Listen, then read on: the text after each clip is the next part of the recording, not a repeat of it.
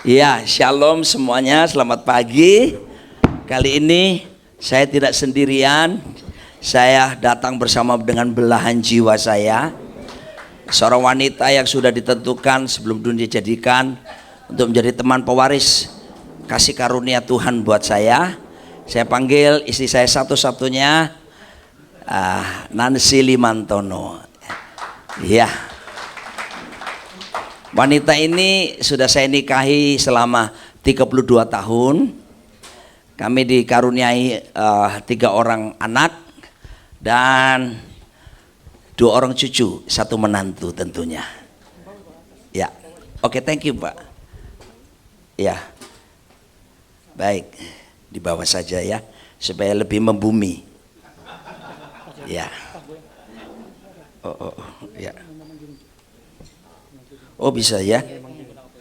Ya, baik, makasih Pak. Jadi kalau tadi kok ada bergerak di bidang apostolik, ya mesti saya sih jelaskan. Itu berasal dari kata sebetulnya apostol ya, yang diutus begitu. Dan memang saya mengembalakan, tapi sebetulnya saya bukan traditional pastor yang duduk di gereja, yang terus nongkrongin jemaat, melakukan pelayanan pastoral penuh. Ya, jadi dalam pengembalaan itu ada jenis gembala, saudara ya.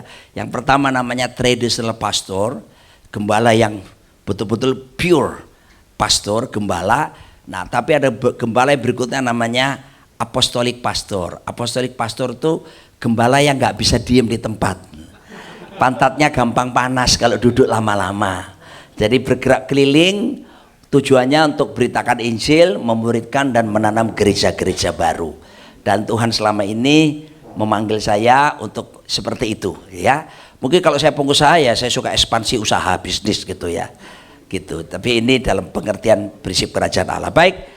Terima kasih Pak Hendra dan semua tim sudah mengundang kami berdua. Ini kali kedua kami sharing berdua sebetulnya. Tahun lalu ya atau 2 tahun lalu kami sharing tentang bagaimana keintiman bersama dengan Tuhan sebagai suami istri. Tahun lalu saya ingatkan, nearness is likeness. Kedekatan itu keserupaan. Semakin kita saudaraku melekat suami istri, semakin kemiripan ya, Tuhan berikan kepada kita. Kenapa? Fokusnya adalah intimacy with God. Ada keintiman dengan Tuhan. Dan orang intim selalu berbuah. Ya, dia bisa hamil 3 kali. Bukan karena saya lirik matanya, atau dia hamil, noong gitu ya. Atau saya nyanyi lagunya Arafik itu. Mana Pak? Pemain keyboard. Kan ada lagu Arafik penyanyi dangdut itu yang lama itu dia bilang, lirikan matamu menarik hati, tahu ya? Oh senyumanmu manis sekali sehingga membuat aku terpesona. Nah gitu dulu. Tahu dia hamil? No, enggak ya. Apakah dia hamil hanya karena saya peluk dia erat-erat sampai tulang belakangnya berbunyi tak tak tak tak tak tak? Enggak juga. Dia hamil karena kita melakukan hubungan suami istri yang sah lewat pemberkatan pernikahan. Ya kan? Baru terjadi kehamilan. Itu keintiman. Saya percaya bila suami istri dalam keintiman dengan Tuhan, hidup saudara pasti berbuah-buah lebat. Amin, saudaraku. Nah, sekarang kami berdua ini dapat kemurahan Tuhan membuat buku sekaligus promosi ya. Bukunya judulnya Kingdom Family. Nah, satu kali ini buku ini kita ada bawa buku dan jangan khawatir.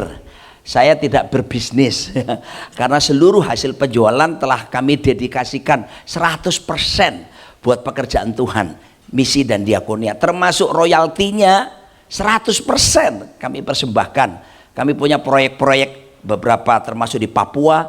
Kami sedang membangun sekolah untuk anak-anak miskin di Papua, di Paniai yang sekarang lagi tembak-tembakan itu. Nah, disitulah saya tahun lalu sudah pergi 3 kali ke sana.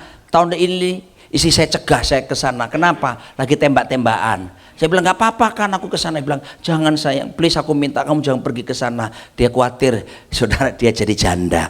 Jadi saudara saya tunda ke sana. Dan satu kali saya sedang duduk merenung, what is the meaning of family? Tiba-tiba Tuhan tuh kasih hikmat. Family itu kan keluarga. Itu ada akronimnya, ada singkatannya.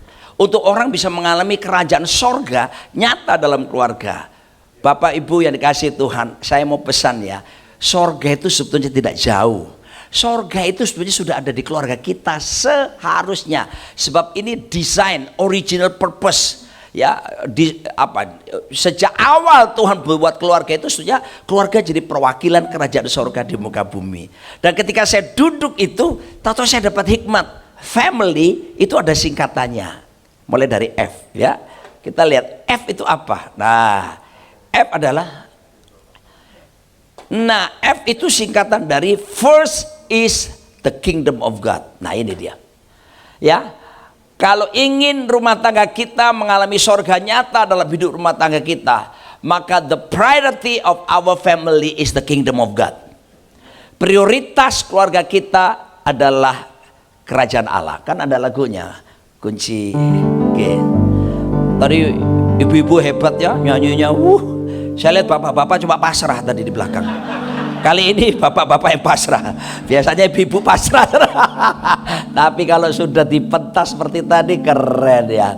Kan ada lagu berkata begini, cari dahulu kerajaan Allah serta kebenarannya, oh maka semuanya akan ditambahkan kepadamu, oh haleluya. Saudaraku, kalau ingin kita mengalami sorga, pastikan saudaraku setting kembali prioritas hidup kita itu adalah pemerintahan kerajaan Tuhan harus memerintah dalam hidup kita. Kalau enggak saudaraku, kita ini kayak pemain drakor Korea. Saya suka nonton drakor bersama istri saya. Kami berdua baru selesaikan bulan lalu ya, Queen of Tears. Selama 16 babak itu saudara. Loh, masih sempat nonton Pak? Sempat ya. Pendeta juga manusia. Kadang-kala butuh ya nonton berdua begitu. Nah, saudaraku, pertama kali saya nonton sinetron itu drakor itu adalah Moon Embracing the Sun, kerajaan Joseon. Waktu itu lagi COVID kan, jadi kita nggak boleh kemana-mana kan, jadi saya bisa nonton. Pemainnya Kim So Hyun, si ganteng tinggi gagah itu, jadi raja di situ. Lalu kemudian berapa bulan dia muncul lagi dalam sinetron drakor yang berbeda, It's Okay to Not Be Okay. Jadi apa? Jadi juru rawat. Saya juga sudah selesaikan ya waktu itu. Kan work from home, nggak boleh kemana-mana. Beberapa bulan kemudian jadi mata-mata Korea Selatan. Mata-mata Korea Utara yang dikirim ke Korea Selatan. Orang yang sama, Kim So Hyun. Tapi beberapa bulan kemarin dia jadi istri anak konglomerat. Filmnya apa? Queen of Tears tadi. Dia bisa berbagi, berpindah-pindah peran, tapi orang yang sama. Please, untuk bermain drama Korea, Anda bisa berbeda peran, tapi di hadapan Tuhan jangan berubah peran. Kebanyakan orang itu saudaraku ketika kebaktian seperti ini, ibadah pelayanan, dia menjadi seseorang yang seperti maha kudus. Tapi waktu doing business, waktu dalam keluarga, berbeda sekali. Tapi itu bukan full gospel Tomang chapter, itu full gospel di kutub utara bagian pedalaman yang diam dalam gua-gua, tepi jurang 500 meter, perempatan jalan dan gang buntu. Jadi izinkan Yesus Kristus bukan cuma memerintah di suasana kebaktian, dia harus jadi raja totalitas di bisnis kita, di keluarga kita, dan di seluruh eksistensi kehidupan kita. Langsung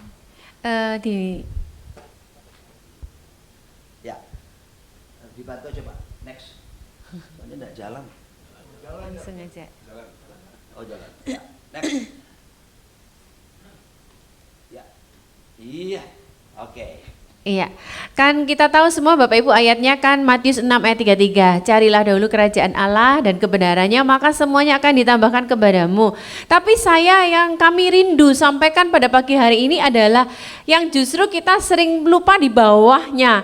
Kami tekankan bahwa sebab itu janganlah kamu khawatir akan hari besok. Karena hari besok itu punya kesusahannya sendiri, kesusahan sehari cukuplah untuk sehari. Memang kami bukan doing business Bapak Ibu, tapi kami sebagai gembala saat-saat ini di mana banyak sekali pekerja gereja, jemaat yang mengeluh kondisi ekonomi sedang susah sekarang. Sedang susah. Nah, kami juga belajar ketika mempersiapkan firman Tuhan, data-data baik yang di Indonesia maupun yang di luar negeri. Sebelumnya kan orang banyak berkata, oh yang susah itu yang bisnis yang baru mulai, yang kecil-kecil. Ternyata enggak juga. Data membuktikan bahkan perusahaan-perusahaan besar di Amerika sekarang mulai gulung tikar. Perusahaan-perusahaan di Indonesia bahkan yang besar-besar pun juga saya lihat bahwa mereka melakukan PHK besar-besaran. Saya berani sebutkan namanya karena saya juga lihat di data ya, ada seperti sepatu Puma, Adidas, toko buku Gunung Agung. Nah, yang usia seperti kita kan pasti ngerti ya, toko buku Gunung Agung itu sudah bertahan berapa puluh tahun. Ada juga buku-buku rohani di sana. Tapi kenyataannya dia memutuskan tidak bisa bertahan. Juga ada beberapa perusahaan startup, Sayur Box, beberapa bukan bangkrut ya, tapi menyatakan PHK secara cukup besar. Terus kemudian kita lihat yang paling sayang itu kami suka makan yaitu Carl's Junior. Itu ada salah satunya di Central Park. Padahal menurut kami itu burger ya, itu burger yang salah satu hojek sencing ping nih hauma gitu ya Bapak Ibu. Tapi kenyataannya tutup, nggak bisa dipungkirin. Nah gini Bapak Ibu, firman Tuhan berkata kan jangan khawatir akan hari esok. Kita ambil Kejadian 1 ayat 28. Kita mundur sedikit Bapak Ibu ya. Firman Tuhan kan berkata maka Allah memberkati mereka. Kami masih ingat waktu kesini kapan hari kan panggil orang untuk jadi ilustrasi tinggi besar memberkati kami. Kata berkat itu saya ulang sejenak bahwa Allah memberkati mereka di situ berarti tudung. Kemanapun kita pergi Allah akan melakukan janjinya memberkati kita. Termasuk barak itu kalau diterjemahkan lagi menjadi barokah gitu ya, menjadi berkat.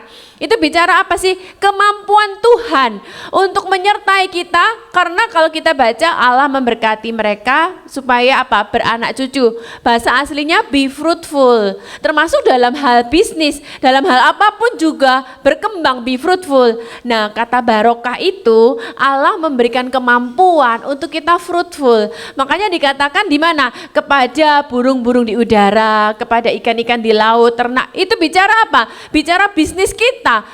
Apapun yang Bapak Ibu lakukan berkenaan di udara, di laut, di daratan, Tuhan memberikan barokah, memberikan berkat buat setiap kita untuk mampu. Makanya firman Tuhan, saya sebelum masuk lagi ke sono, saya jelaskan pada waktu kita lahir sampai kita mati, Allah itu kan Alfa dan Omega. Tuhan tuh sudah menetapkan, menyertai hidup kita day by day Bapak Ibu. Saya kasih contoh ilustrasi gini ya, berkaitan dengan kesusahan sehari untuk sehari. Terus kemudian dikatakan kesusahanmu itu tidak menambah sehasta aja dari jalan hidup kita. Nih katakanlah Pak Roni Bapak Ibu ya, ini misalnya umur mati saya. Ini katakanlah pada waktu saya lahir. Allah yang Alfa dan Omega, ketika Allah menciptakan kita semua, Tuhan tuh sudah menetapkan, punya ketentuan kehidupan kita, umur kita, masa-masa hidup kita tuh sudah ada ketentuan Tuhan. Dan dalam masa hidup kita ini, firman Tuhan berkata, barokah tadi itu memberkati, menyertai setiap jalan hidup kita hari demi hari. Nah sekarang Bapak Ibu, firman Tuhan berkata, kekhawatiranmu, bisnis, kesehatan, anak-anakmu, firman Tuhan berkata tidak menambah sehasta. Satu hasta Bapak Ibu kalau kita pelajarin, kalau kita punya Alkitab manual, paling belakang itu ada keterangannya, itu hanya 45 cm. Khawatir kita, firman Tuhan berkata tidak nambah, cuman 45 cm lah. Kalau buat bapak-bapak yang tinggi itu mah satu langkah doang kan. Khawatir kita itu nggak bisa nambah satu langkah daripada umur hidup kita, jalan hidup kita. Nah sebelum saya serahkan Pak Roni lagi, tadi kan Bu Lisa sama teman-teman dari LOF menyanyikan lagu Goodness of God. Itu Bu, setiap kali nyanyi lagu itu, seringkali saya tetap masih netesin air mata, kami berdua. Karena apa? Karena itu bicara masa-masa lembah paling kelam dalam hidup kami. Karena apa? Itu benar-benar Pak Roni di ujung maut. Waktu itu COVID 2020, yang pertama kali COVID, Maret tahun 2020. Kalau Bapak Ibu masih ingat, Pak Jokowi mengumumkan pasien 1, 2, 3 dari Depok. Itu angkatan-angkatan suami saya. Kalau sekarang mah Bapak Ibu dengar COVID enggak ada takutnya. Waktu itu benar-benar seperti kusta, seperti penyakit menakutkan kan. Tanggal 20 Maret tahun 2020 masuk rumah sakit.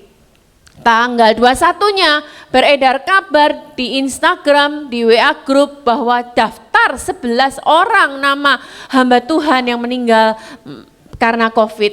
Ini loh Bapak Ibu, jujur kata, saya galau. Saya jujur kata waktu itu khawatir, ini yang saya pelajarin. Tadi kan kesaksian Bapak, kami juga mau bersaksi. Pada waktu singkat cerita, Pak Roni sembuh daripada COVID, kan kesaksian di YouTube kan Bapak Ibu. Pak Roni juga tampilkan hasil CT scan paru-parunya.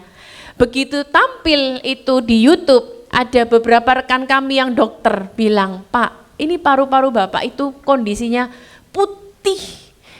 Pak Heri kan dokter ya, itu putih banget. Dan itu bukan hanya putih samar-samar, tuh flek-flek putih. Sudah hampir, itu kalau dibilang 80% seluruh paru-parunya tuh putih banget semuanya. Ini benar-benar Pak, kalau Bapak ada sekarang, itu benar-benar mujizat Tuhan, diluputkan Tuhan. Bapak Ibu, dari peristiwa itu saya belajar, saya khawatir secara manusia ya Bapak Ibu, kami khawatir. Pak Roni juga dia cerita intimidasi iblis selalu tiap hari bilang mati kamu, mati kamu. Tapi kami belajar kesusahan sehari cukup untuk sehari. Bapak Ibu kalau besok pagi kita bisa nafas itu anugerah Tuhan. Memang kita harus mempersiapkan hari depan, tapi bukan didrive oleh kekhawatiran. Karena kekhawatiran kita enggak menambah. Bahkan 45 cm dari umur kita dikatakan sehasta dari jalan hidupmu, rezekimu apapun juga itu berkat penyertaan Tuhan. Kekhawatiran kita gak akan menambah itu Bapak Ibu. Ya, untuk menyingkirkan kekhawatiran, maka biarlah Kristus Yesus jadi raja dalam hidup setiap kita. Jadi pertama, first is the kingdom of God. Nah, A-nya apa? A-nya adalah authority in submission and respect. Ya, keluarga harus ada saling menghormati, saling mengasihi, ya, saling respect, saling penundukan diri. Ya, ini nggak bisa ditawar-tawar. Alkitab bilang bahwa hai suami, kasihilah istrimu. Tapi hai istri, tunduk dan hormatilah suamimu. Nah, ayat ini seringkali digunakan oleh para suami. Kalau saya pelayanan ke Manado, nah ini Pak Alex kan orang Manado ya. Saya ada darah Manado jadi saya bisa logat Manado sedikit. Saya bilang, hai suami, kasihlah istrimu. Itu suami-suami senggol istrinya gini, dengar tuh ngana. Kita sudah bilang tunduk pak kita, marangana tanduk pak kita. Gitu. Ya. Mari saya mau katakan bapak-bapak, kita tidak akan bisa menuntut istri kita tunduk kepada kita kalau kita tidak mendemonstrasikan cinta yang hebat kepada dia. Amin ibu-ibu. Sebab kebutuhan utama seorang wanita itu adalah dicintai oleh suaminya. Tolong perhatikan suami, ya, walaupun sudah rambut putih punya cucu.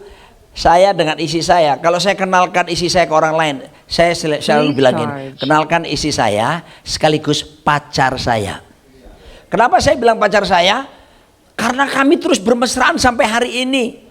Kalau orang memperkenalkan, ibu-ibu jangan mau ya, kalau diperkenalkan suami Anda ke orang lain, ini kenalin bini gue, mantan pacar gue. Jangan mau. Artinya apa kalau mantan pacar? Kemesraan telah berlalu. Kasihan deh loh. Seharusnya ekspresi cinta itu dari seorang suami itu terus berlangsung selama pasanganmu masih hidup. Akibatnya saya akan tunjukkan bahwa ada yang disebut dengan the energizing cycle. Wah, ini loh, lingkaran energi Ya, kalau orang Surabaya bilang otot kawat balung besi keringet wedang jahe. Ini Gatot Kaca saudaraku ya. Kenapa? Perhatikan ini, kalau seorang istri dicintai oleh suaminya, maka istri itu akan dapat energi, termotivasi untuk apa? Tunduk menghormati suaminya. Dia punya energi untuk hormat. Ya, sama sebaliknya, kalau seorang istri hormat dan tunduk kepada suaminya, suaminya akan dapat energi untuk apa? Mencintai istrinya. Jadi kita nggak bisa bilang ini mulai dari mana? Suami dulu, nggak, saling. Mari suami istri katakan saling. Kita mesti lakukan bersama-sama. Ketika kita demonstrasikan cinta kita kepada istri kita, dia dapat energi. Dia hormat kepada suaminya. Dan ketika dia menghormati suaminya, suami pun dapat energi mencintai istrinya. Jadilah lingkaran energi. Waduh, kalau keluarga seperti ini, Pak. Wah, lagunya seperti ini. Biarlah rohmu menyala-nyala dan layanilah Tuhan. Menyala-nyalanya bukan cuma di pelayanan, menyala-nyalanya juga di ranjang. Haleluya, glory.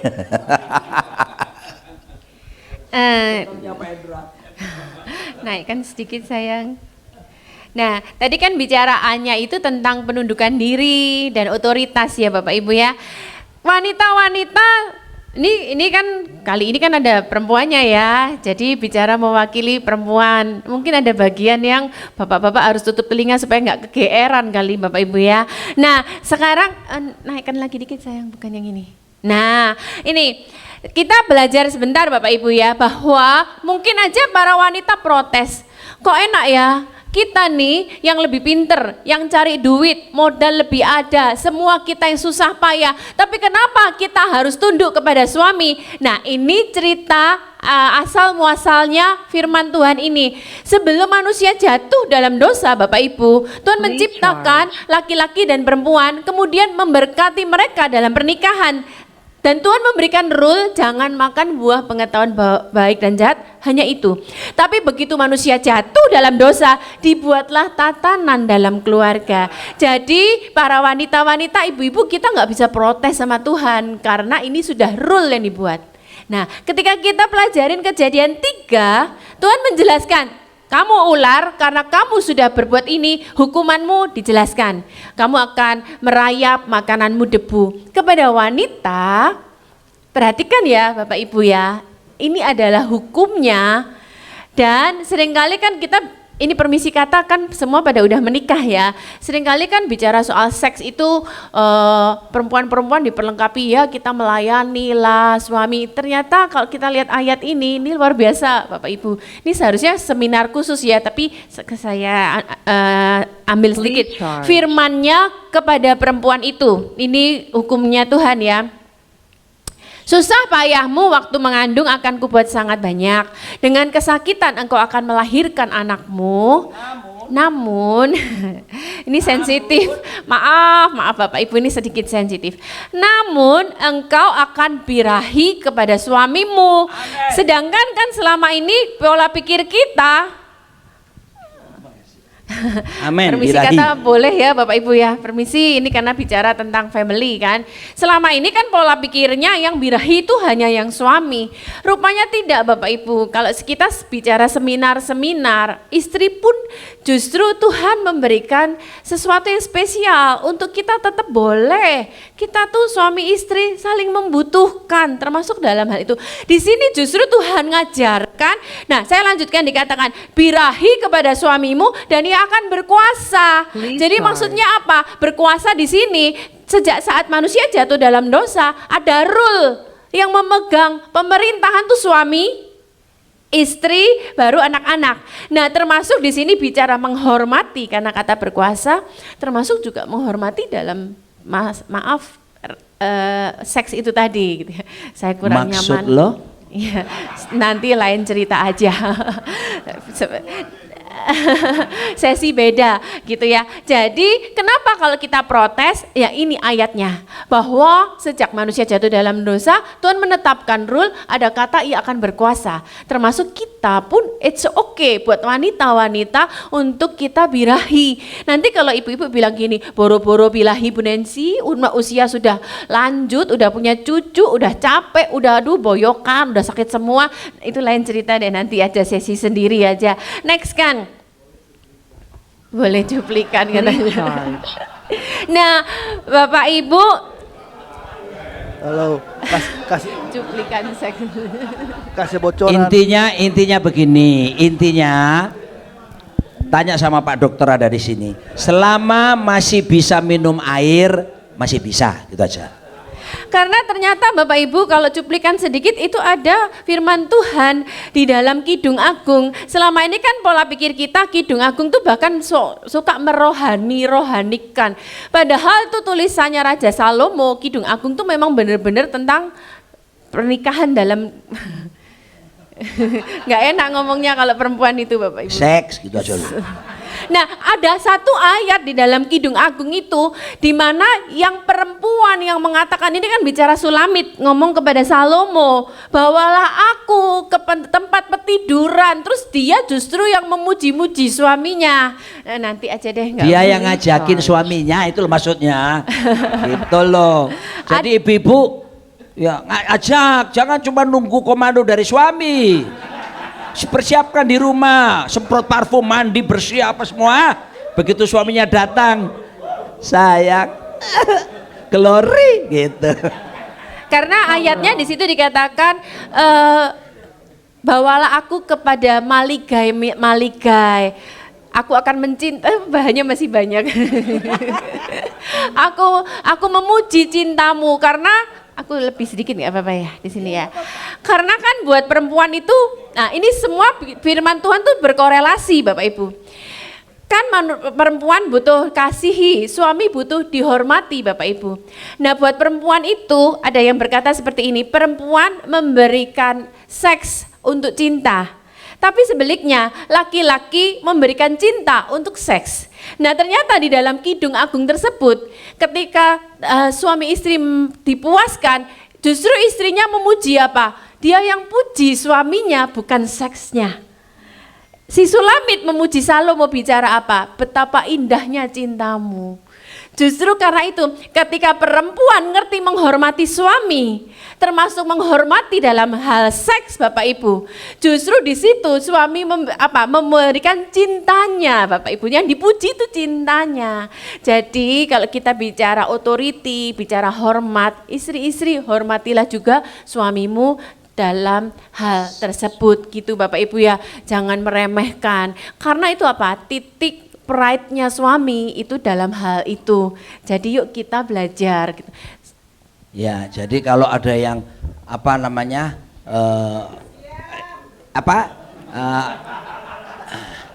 Edi Tamsil tuh ya, tahu ya Edi Tamsil tuh, ejakulasi dini tanpa hasil, maka jangan isi-isi berkata, payah lu, jangan.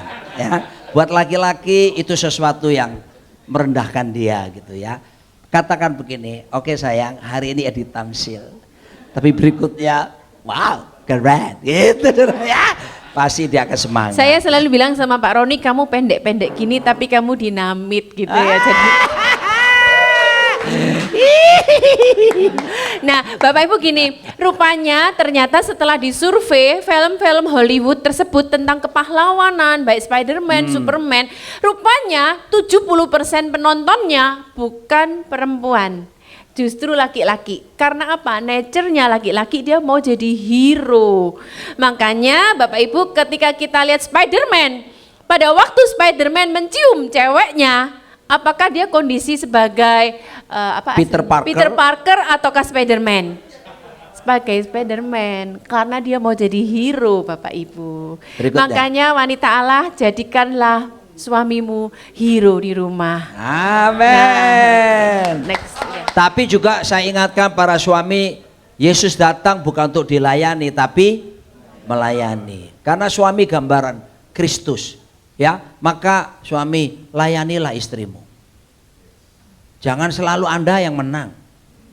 Saya selalu pesan sama pria-pria di gereja di masa gembalakan, kalau sampai dalam 10 permainan di ranjang dan di bawah 50% istrimu tidak pernah menikmati orgasme, kamu egois.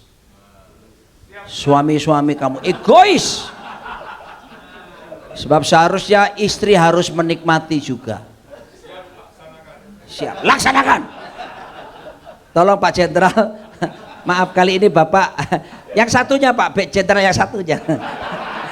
Beliau harus berdiam diri penuh doa. Hormat. Oke.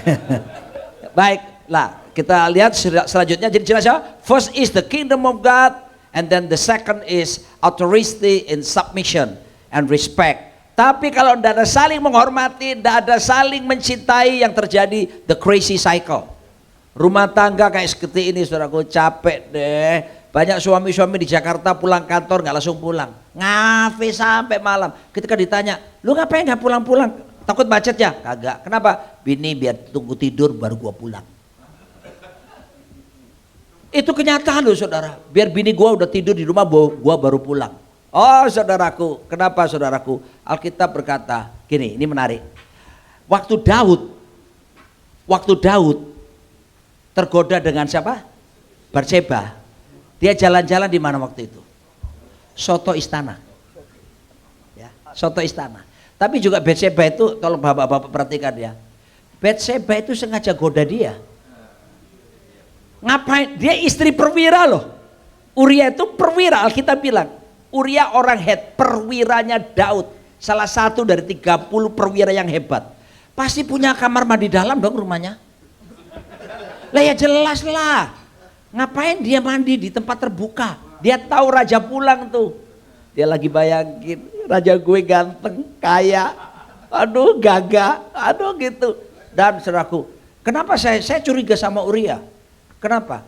Waktu dipanggil sama Daud masuk kamar, Alkitab tidak bergili, maka memberontaklah Uria berteriak-teriak, help, somebody help, help. Nggak ada tuh.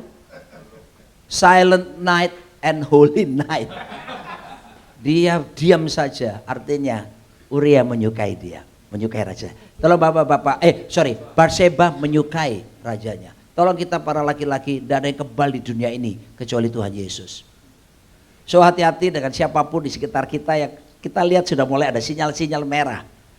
Tolong ya, kita jangan berkata, oh nggak ada apa-apa, sudahlah. Ya, lebih baik kita kembali ke istri kita. Kok sepi ya, tidak ada yang mengaminkan ya ini. Nah, perhatikan, kenapa Daud berjalan di atas soto istana? Karena istri ngomelin dia terus. Kan istrinya banyak kan. Oh, lu gini sih kurang gini. Kan Alkitab bilang, kalau kamu tinggal, kalau ada istri cerewet, lebih baik tinggal di atas soto rumah daripada dengan perempuan yang cerewet. Makanya dia jalan-jalan, ya gue stres dicerewetin. Jadi dia ke sana, tergodalah dia gitu ya. Nah ini intermezzo aja supaya sudah tahu, ngerti? Oke, kita lanjut lagi. M-nya apa? Mutual synergy of potentials. Penting suami istri itu kerjasama ya untuk bisa mengembangkan potensi-potensinya. Satu kuda bisa menarik 250 kg berat benda. Itu satu kuda. Tapi kalau dua kuda 6.500 kg. 26 kali lipat.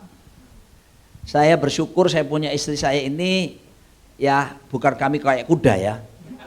Tapi kami berdua ketika bersama-sama itu justru daya dorongnya itu jauh lebih kuat daripada ketika saya sendirian. Istri saya ini waktu saya nikahi tahun 92, dia bilang sama saya gini, yang pendeta kan kamu. Aku bukan pendeta, jadi aku di belakang layar. Dia bilang, aku ngurusin anak-anak sekolah minggu, jangan panggil aku ke mimbar. Dia bilang gitu Pak. Oke. Tapi saya lihat dia punya potensi. Ya, dia detail orangnya, teliti, perfeksionis. Aduh, semuanya terencana. Sampai uang pun, saudaraku. Kalau sudah dipegang sama dia, sulit keluarnya, saudaraku. Dia terencana. Dia bikin budget, dia bikin planning keluarga kami. Makanya kami walaupun pendeta bisa kuliahkan anak 3 ke Amerika tanpa punya hutang 1 rupiah. Karena dia pinter ngatur. Dia pinter sekali. Nah, lalu saya lihat dia punya potensi. Hebat ini. Saya dorong dia. Saya beliin buku-buku rohani. Baca ya sayang. Oh iya, dia baca. Saya ajak ikut seminar-seminar, kursus-kursus. Lalu kemudian Saya mulai gini, ayo masuk sekolah Alkitab. Nah, no, dia bilang. Oh ya, enggak apa-apa. Saya nggak langsung.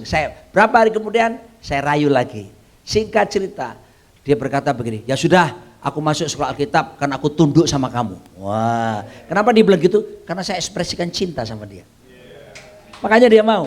Luluslah sarjana teologi. Setelah lulus sarjana teologi, saya bilang sama dia, nanggung sayang. Ada Master of Teologi. Cukup sayang, dia bilang. Aku udah cukup sarjana teologi. Saya bilang gini, 30 tahun ke depan pelayanan yang kita hadapi berbeda dengan hari ini.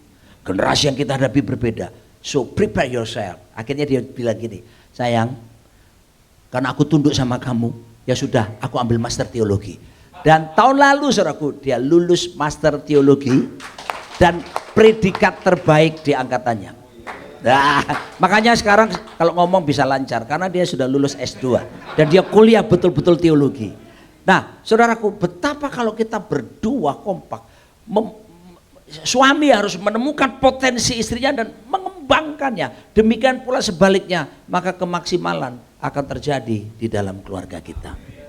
Ya, saya di sini bicara sedikit aja bahwa para istri di sini kan juga ada beberapa wanita-wanita Allah, bahwa kasihlah space untuk suami kita. Mungkin bisa aja salah ambil keputusan, gagal dalam bisnis. Ayo kita bangun lagi bersama-sama gitu ya. Demikian pula sebaliknya suami, kasihlah space juga istrimu untuk suatu kali dalam kehidupannya dia ngambil suatu kesalahan. Katakanlah itu hal yang tidak disengaja. Saya pun pada awal pertama kali khotbah belepotan, gak karu-karuan Bapak Ibu. Saya sempat salah, dia tegur saya, tapi dia terus kasih saya kesempatan.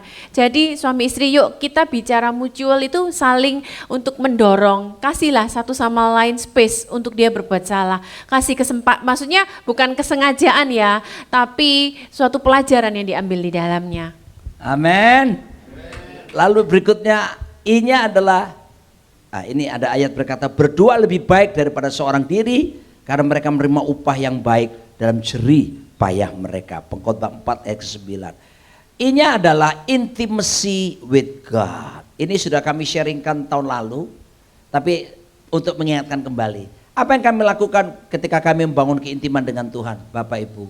Yang kami lakukan ini dia, para suami, kami komitmen selama 32 tahun menikah saya dengan istri saya, sampai tadi pagi saya tetap pimpin istri saya dalam mezbah keluarga. Saya sebagai suami, I am a priest. Semua kita priest, imam. Semua kita raja di hadapan Tuhan. Jadi waktu konvensi di Kelapa Gading kemarin, saya diundang oleh tim yang di Kelapa Gading ya, Full Gospel Kelapa Gading, ada presiden Indonesia. Lalu saya diminta komentarnya. Karena pada waktu itu mereka pada bilang di pertemuan Full Gospel di Angke Restoran sebelum konvensi yang ada di Gereja Mawar Sauron tahun lalu itu Desember. Mereka bilang begini, ada 100 pendeta diundang pada waktu itu oleh Full Gospel di sana, dan kami 100 pendeta itu ada di situ, lalu kemudian ada pengusaha-pengusaha. Lalu mereka berkata begini, sorry saya harus koreksi itu. Teman-teman dari Full Gospel di sana bilang begini, terima kasih sudah berkumpul para pendeta-pendeta, Anda adalah imam-imam, dan para hamba Tuhan adalah, para bisnismen adalah raja-raja. Ketika saya diminta komentar, saya langsung koreksi. Alkitab tidak pernah membedakan imam raja. Tidak ada ayat yang bilang bahwa pengusaha itu rajanya, pendeta itu imamnya. No. 1 Petrus 2 ayat 9-10 berkata, kita ini yang disebut dengan bangsa yang kudus, imamat yang rajani, royal priesthood Alkitab bilang. So kita semua imam, kita semua raja. Ada pengurapan imam, ada pengurapan raja. Makanya dalam pengurapan imam, saya pimpin istri saya. Saya bukan coba pimpin jemaat mencari Tuhan. Saya harus pimpin istri saya untuk mencari wajah Tuhan tiap hari. Kami bangun mezbah. Sampai tadi pagi saudaraku, kami bangun pagi-pagi, itu budaya dalam keluarga kami. Saya pimpin dia, saya tumpangi tangan dia setiap hari. Saya lepaskan berkat. Dan terjadilah seperti yang saya ucapkan. Anak-anak semua saya tumpangi tangan satu persatu. Mari bapak-bapak, fungsi keimamatan ini Anda harus tegakkan. Kalau tidak, I'm sorry to say like this, istrimu akan take over. Saya kasih contoh, Adam. Adam itu sudah terima firman Tuhan kan? Semua tanaman ini buahnya boleh kamu makan, kecuali buah pengetahuan baik dan jahat. Tapi waktu Hawa dicobai oleh si Lucifer, Adam ada di mana kira-kira? Sampingnya, betul sekali Pak Alex. Tapi Adam diam saja. Padahal Adam terima firman Tuhan. Tidak boleh. Dan apa yang terjadi saudaraku? Para suami, tolong ya, kalau Anda tidak pernah mendalami kebenaran firman dan menyampaikan kepada istrimu, saya khawatir loh, one day tatanan yang Tuhan bangun di sorga akan terbalik, justru istri kita yang akan berkuasa. Makanya di Jakarta ini sekarang terkenal istilah suaminya Panglima, istrinya Pang-6 atau Pang-7. Satu kali saya ditelepon seorang jenderal TNI ya, tapi bukan bapak kita ini, yang lain, karena ada banyak jenderal Kristen sekarang. Pak Pendeta Roni, tolong ke rumah saya. Siap jenderal. Saya ajak istri saya ke sana. Dia bilang gini, saya ini pusing. Loh kenapa Pak? Di kantor saya Panglima Pak Roni. Tapi di rumah ini istri saya Pang-6. Ya. Saudaraku dikasih Tuhan, itu tidak boleh terjadi kalau kita melakukan fungsi imam kita kepada pasangan kita. Amin. Nah, saya tunjukkan ini yang menarik di fakta di Alkitab. Ketika Hawa dirayu oleh iblis, tidak terjadi apa-apa. Setuju ya? Ketika Hawa memetik buah pengetahuan baik dan jahat, tidak terjadi apa-apa. Ketika Hawa memakan buah pengetahuan baik dan jahat, juga tidak terjadi apa-apa. Tapi begitu buah diserahkan ke suaminya, as a priest and as a king for his family, apa yang terjadi? Dia makan saudaraku, pap, langsung kutuk datang. Lalu Tuhan mulai menghukum mereka. Tolong para suami, mari tegakkan fungsi keimamatan dalam keluarga kita. Supaya sungguh-sungguh kerajaan Allah ditegakkan dalam keluarga kita. Amin. Mau nambahin intimasi? Tidak usah, lanjut. Ya, kita lihat Bapak Ibu kasih Tuhan, setelah keintiman apa yang dibangun? Nah ini dia, L-nya apa? Loving without any reason. Mencintai pasangan tanpa syarat. Amin. Saya ini mengucap syukur ya, istri saya ini sejak gadis, terus saya nikahi, punya anak 3, punya cucu 2, dia ini rajin pelihara badan. Jadi tiap hari nimbang badan terus. Tidak mau lebih dari 50 kilo. Dia disiplin sampai hari ini. Saya sih senang-senang aja ya, tampilannya seperti ini. Cuman saudaraku dikasih Tuhan, kalau seandainya pasangan kita hanya karena melahirkan anak-anak kita terjadi pelebaran ke kanan ke kiri dan bertambah luas wilayahnya. Tolong para suami tetap katakan sama istrimu, still loving you. Amin. Mencintai tanpa alasan, tanpa syarat. Kalaupun suamimu perutnya buncit, seperti hamil tapi tidak pernah melahirkan, rambutnya mulai berguguran dan terjadi kebotakan, maka istri-istri katakan pada suamimu, still loving you. Amin. Kunci G, Pak. Saya mau ajak kita nyanyi para suami. Sampai hari ini saya nyanyi lagu ini. Biarin orang bilang, pendeta kok nyanyi lagu duniawi? Biarin, lu masih tinggal di dunia kok. Saya suka nyanyi lagu ini buat dia. Ini bukan lagu rohani, rohana. You don't know what is life, baby, you don't know what is life. Nyanyi. To love somebody, yeah, to love somebody. Buat dia begini, the way I love you. Dia senangnya.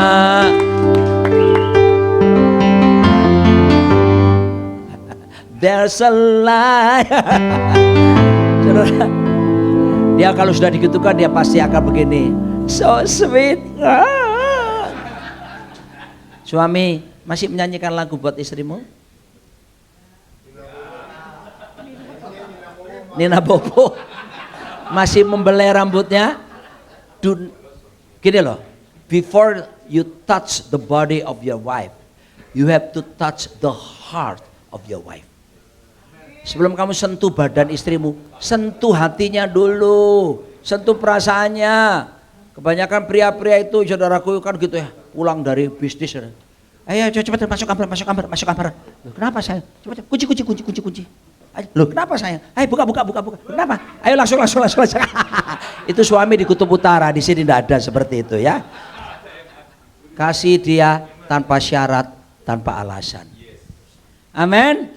Haleluya. Yang terakhir sekarang, kamu mau nambahin yang ini L-nya? Nggak bisa. Oke, ini yang penting ini. Yang mana sayang? Hah? Ya. Kenapa mencintai pasangan tanpa alasan? Ini ya. Start from reason. Alasan itu ternyata menghasilkan yang buruk. Saya buktikan. Ini dia. Reason will produce condition. After condition will produce expectation. Ya kan, orang lalu berharap. Setelah berharap apa? Sorry, itu kurang satu, namanya disappointment. Ketika pengharapannya nggak kecapai, maka akhirnya kecewa. Setelah kecewa, division. Wah, tidur nggak seranjang lagi. Satu di sofa, satu di tempat tidur. Kalau apartemennya misalnya studio, satu di tempat tidur, satu di toilet. Kasihan sekali. Habis division apa? Divorce, Pak. Ini urutannya. Habis divorce apa? Dysfunction of family. Udah. Gak ada kemaksimalan dalam keluarga. Death of relationship. Matinya hubungan. Misalnya yang satu nonton bioskop misalnya. Nonton film apa? Agak lain. Saya suka nonton film itu ya, lucu sekali. Lalu kemudian begitu ini udah cerai kan, begitu sama, ternyata yang sana juga nonton, ketemu di bioskop yang sama, langsung bilang pulang. Loh kenapa? Itu papamu lagi nonton sana. Saudaraku, death of relationship. Apalagi social decay, kerusakan sosial. Dan yang terakhir, community destruction, kehancuran komunitas. Kenapa? Dimulai dari ada alasan. So sekarang ya, nanti pulang atau nanti habis ini kita doa ya. Dan kalau doa saya minta datang kepada istrimu masing-masing. Katakan sama pasanganmu, I love you without any reason. I love you with unconditional love. Yang setuju berkata, haleluya. Terakhir sekarang. Apa itu? Ini nggak kalah penting. Young generation prepare. Ini harus mempersiapkan anak-anak muda kita. Saya senang tadi diumumkan ada young movement. Wow, young movement itu umur berapa Pak?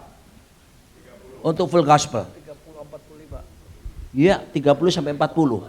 Wow, next time saudaraku. Ya, ini kan tugas kita ahli generasi. Sekarang leadership di gereja khususnya ya. Sekarang kita mulai meninggalkan prinsip kayak passing on the baton. Loh kok bisa Pak? Kalau orang memindahkan tongkat estafet, tolong perhatikan, wah lari kan? Nih tongkat estafet kamu pegang. Terus orang pegang tongkat estafet lari kan? Terus yang orang ini belakang diem, mulai diem nonton. Sekarang kami beralih namanya intergenerational leadership. Kepemimpinan antar generasi. Di gereja mulai kita kembangkan, ada yang mewakili usia 20-an tahun, ada yang mewakili usia 30-an tahun, ada yang mewakili usia 40-an tahun, dan ada yang 50 tahun ke atas. Duduk di meja yang sama, lalu membahas masalah yang dihadapi setiap generasi di meja yang sama, lalu memutuskan bersama-sama di meja yang sama. Kalau dulu senior pastor yang selalu memutuskan, tapi sekarang zaman telah berubah. Keuntungannya apa? Maka anak-anak muda akan terbiasa mengikuti proses pengambilan keputusan. Anak-anak muda akan mulai terbiasa untuk mereka dipersiapkan untuk menggantikan generasi yang di atasnya. Dan tidak akan pernah kekurangan yang namanya pemimpin. Mari kita siapkan anak-anak kita. Karena anak-anak harus melesat seperti anak panah di tangan para pahlawan. Ada ungkapan berkata, children see, children do. Anak-anak melihat, anak-anak melakukannya. Dan ketika kami sejak kecil, anak-anak kami bangun mesbah setiap hari. Yang membuat saya bersyukur adalah tiga-tiga anak-anak saya pun terbiasa mereka untuk bangun mesbah masing-masing. Ya, kadang-kala kalau mereka pergi, kan kita kadang-kala bisa khawatir ya, aduh kuliah di Amerika. Tapi saya tidak perlu khawatir berlebihan. Kenapa? Karena tiga-tiganya mengerti bagaimana takut akan Tuhan. Oleh sebab itu Bapak Ibu kasih Tuhan, mari siapkan generasi di depan kita, dan kita harus tahu bahwa generasi yang di depan kita akan jauh lebih hebat daripada generasi kita. Selamat pagi, Tuhan Yesus memberkati Anda semua. Jangan lupa nanti bisa dapatkan buku ini di belakang sana. Harganya cuma 65.000. Sekali lagi ya, seluruh hasilnya kami berdua sudah dedikasikan 100% untuk pekerjaan Tuhan, termasuk royaltinya. Semoga menjadi berkat bagi setiap kita. Saya undang kita yang bawa pasangan bisa mendatangi pasangannya, dan kami berdua rindu mendoakan dari tempat Bapak Ibu berdiri. Kita bangkit berdiri sama-sama. Yang enggak membayangkan saja. Membayangkan saja, haleluya. Lagu yang tadi itu. Si. Ya. Oh gitu. Kalau ya supaya longgar boleh maju ke depan ya. Kami usia lebih muda, tapi izinkan kami rindu mendoakan Bapak semua. All my life you have been faithful. Oh, and all my life you have been so good. Yeah, every breath that I am able, I will sing of the goodness of God.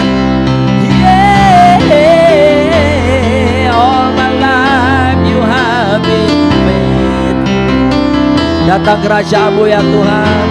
And all my life you have been so good. Oh, every breath that I am able, I will sing of the goodness of God. Your goodness is running after me. Your goodness is running after me. With my life laid down, I'm surrendered now. I give you everything. Your goodness is running after me. All my life, nyanyi sama-sama. And all my life you have been faithful.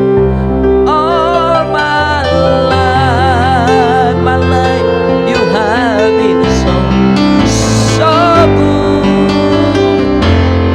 Every breath that I am able, I will sing of the goodness of God. Sebelum kami berdoa bersama-sama, Bapak Ibu,